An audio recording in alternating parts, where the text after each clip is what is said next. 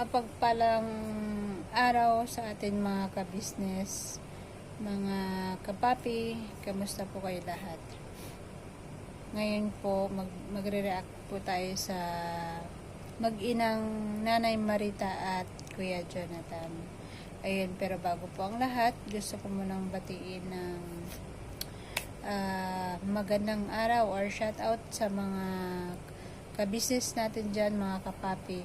Shoutout po sa ka-business official, ka-business family, Papa Dins TV, at sa 6 na kagwang po na may YouTube channel. Shoutout din po sa mga supporters, silent viewers, sponsor, at sa mga susuporta pa po sa ka-business official.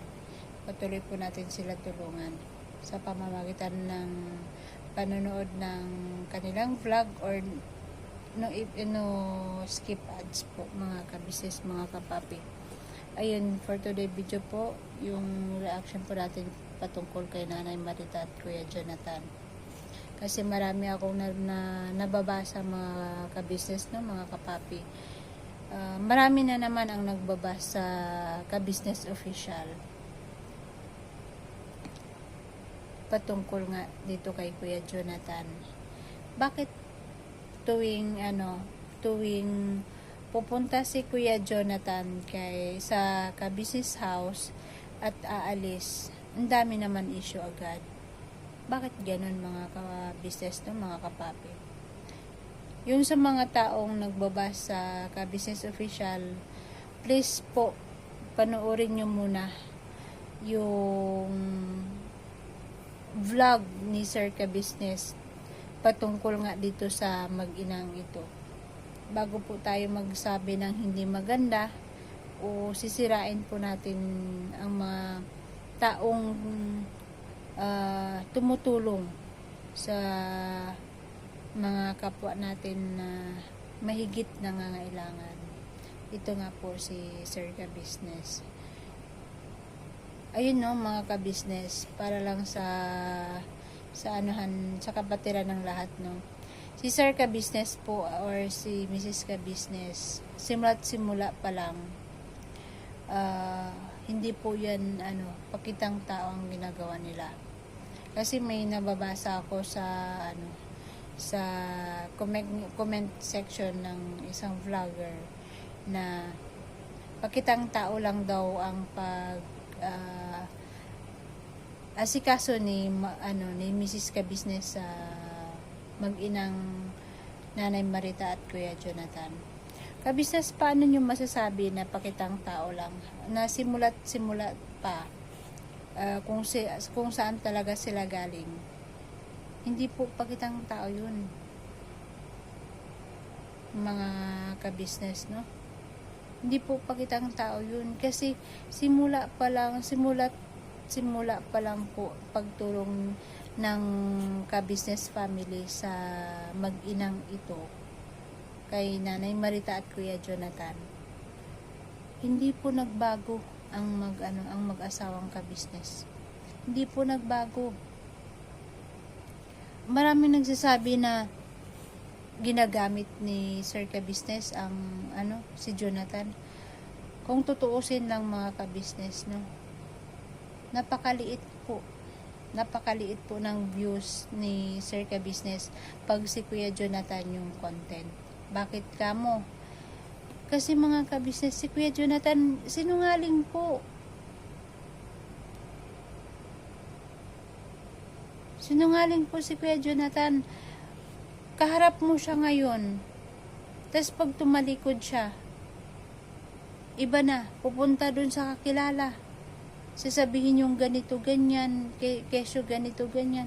Mga ka-business, panoorin nyo muna yung vlog dun sa ka-business official bago po kayo mag-react ng hindi maganda o ibabash nyo ang ka-business official o si Sir Ka-Business. Bago po tayo magsabi ng hindi maganda, tingnan po muna natin or panoorin nyo muna yung vlog bago po kayo magbas.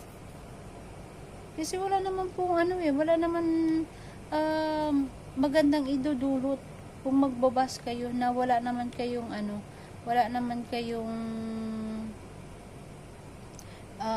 patunay na ganun nga ang ginagawa ng ka-business family sa mag-inang ito.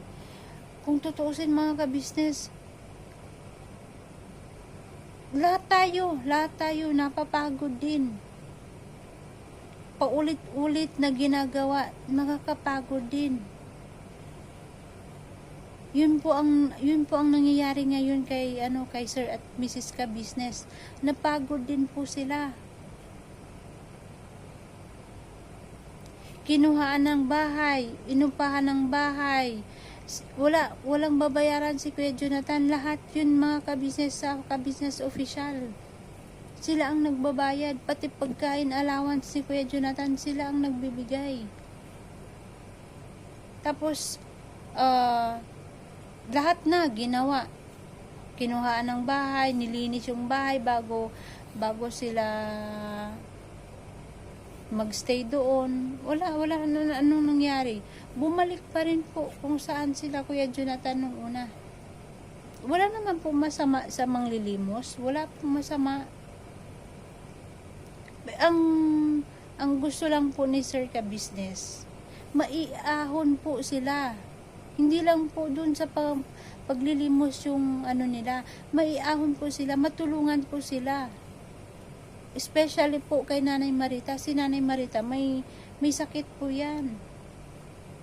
Narinig nyo naman po yung sa mga vlog ni Sir Ka-business, may high blood si Nanay Marita.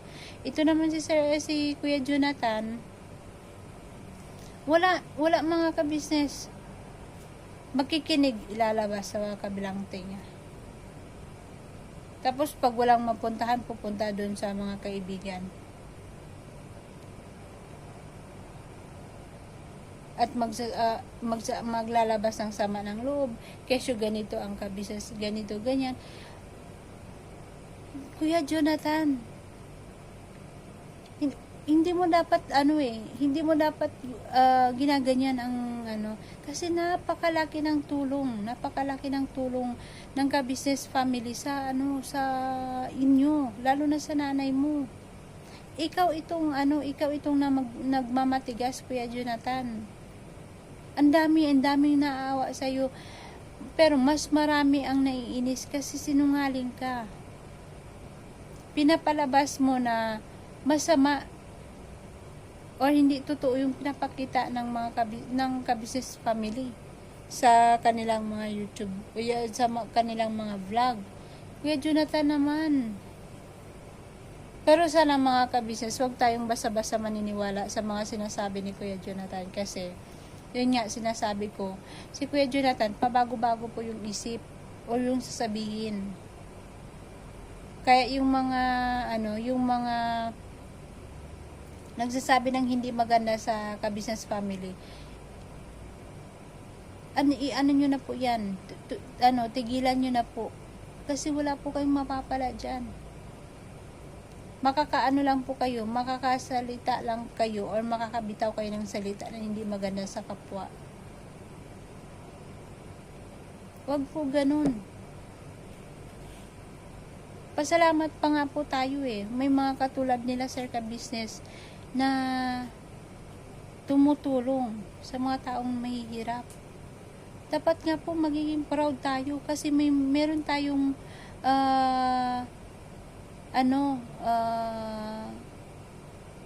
kababayan na ganyan katulad nila. Hindi nila hinahayaan na may mga taong hindi man lahat matulungan.